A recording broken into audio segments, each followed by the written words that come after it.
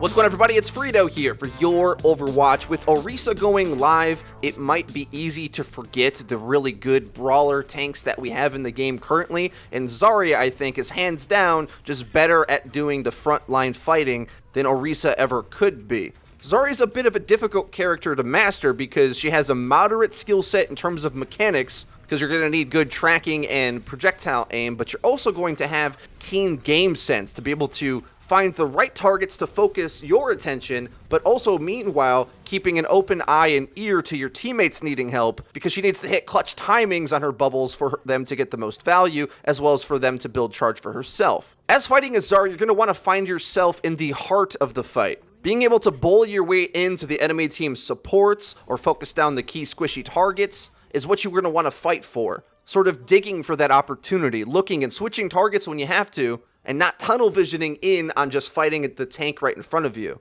It's very easy to tunnel vision in this game, and Zarya is definitely a tunnel vision type character. Because she's so beefy, you might not find yourself dying instantly, so you might think it's okay to just keep fighting the thing you're fighting, but be sure to always give yourself a couple second rule, that if you're fighting something for more than a couple seconds, and it doesn't seem like you're really gaining an edge on the fight, if you haven't looked around recently, definitely look around. Maybe a teammate needs help. Maybe there's a squishy that has their nice chunky face open for you to pelt into. You want to be bursting down the low HP targets so you can find that man advantage. Now, coming around the corner here on Hanamura, I actually decidedly don't pop my bubbles immediately to try to catch free charge from the enemy team's fire strike. Instead, I wait to time my bubbles for initiation. Now, the difference between these two types of strategies is illuminative to the playstyle that you want to have. If you're going to just poke at the choke, which might be viable, and most teams are going to be doing it on this map anyway, you might just simply try to feed off easy charge and pop bubbles whenever you see damage coming just to get charge yourself. But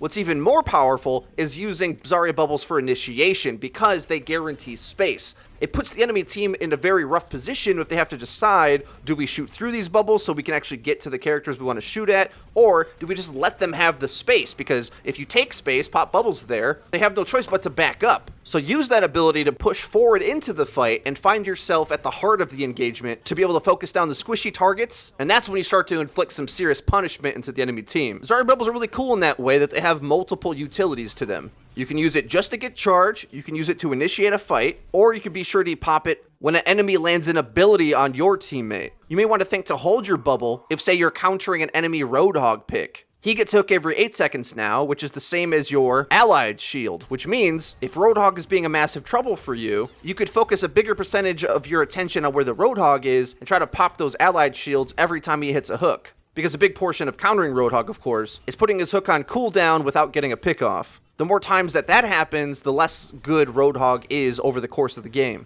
Now, as this fight breaks out, it gets a bit scrappy, and I think it's a good example of showing how to peel for your teammates. In the other clips, whenever I dove in on the enemy as Zarya, I did so largely uncontested, just pushing my way towards the healers, and the enemy didn't do much to defend them. Well, when the enemy team Zarya does that to my Ana, I know it's important that I back up as a tank to try to get in the way, to actually body block for my teammate. You can call this rubber banding, you can call it peeling, and it's when the enemy team dives in on you and tries to attack your healers directly. Being at the heart of the engagement means that you're in the way of that damage that's trying to get to your Ana. Physically place your body in front of the damage so that your Ana can heal it, and of course, you can hopefully try to get some charge from your self bubble. And that's something you can do with self bubble as well. Keep in mind that the bubble surrounds your body, which means you can kind of like put it in the way in choke points and use it to like eat rockets and stuff that are trying to fly in at your team. Now, when you're aiming as Zarya, you will want to be keeping keen tracking aim on the targets that you have, but keep in mind that the beam's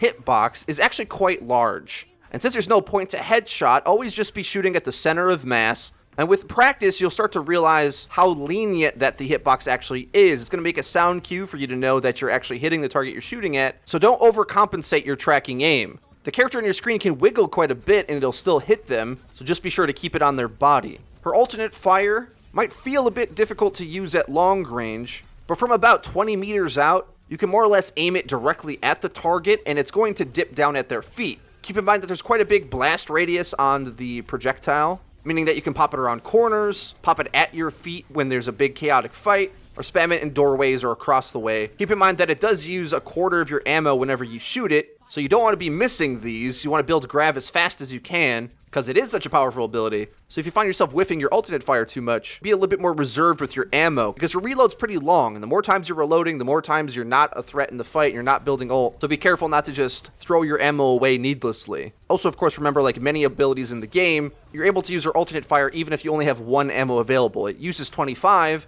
but if you don't have 25 in reserve, it uses whatever you have left, which is important because when you're in duels, or trying to burst down a target, if you're running low on ammo, you might want to pop an alternate fire right at the end of your tracking so that you can maximize the amount of burst that you can do to that target. Graviton Surge, of course, is incredibly good. For more detailed explanations of Grav, check out the videos that we did on how pros use ultimates. We've had 2 videos on that thus far. Ult first, ult quick, get key targets in it. Don't wait for the biggest Grav opportunity. It's an initiation tool. Use it to set up the fight to quickly get a kill because you should be able to snowball from there with early man advantage. If you wait around for the enemy team to get all the positioning on you, use their ults on you, you can throw away the best way to win a fight early in the fight, which is to grab them as they set up before they're able to get any ground or get their own abilities off. The team that ults first usually wins, and even if the enemy team has more ults than you, getting your ults off early might make them hesitate or struggle to be able to find the opening and the positioning that they need to get value out of their ults. So, what do you guys think? Zarya, still really, really good, everybody. So good that I think it's difficult to really justify a character like Orisa, right now at least, until she sees any rework. If you enjoyed the video and you found it helpful, please hit the like button. It really does help us out, lets us know that you're enjoying the content. If you haven't already, please subscribe for more, because we upload each and every day. So be sure to hit the bell icon so you can join the squadron of notification and see when our videos go live. Linked in the description, you can check out our Twitter, our Discord server, and our Twitch page, where we stream Friday, Saturday, and Sunday. I've been FREEDO for Your Overwatch. I'll see you guys next time.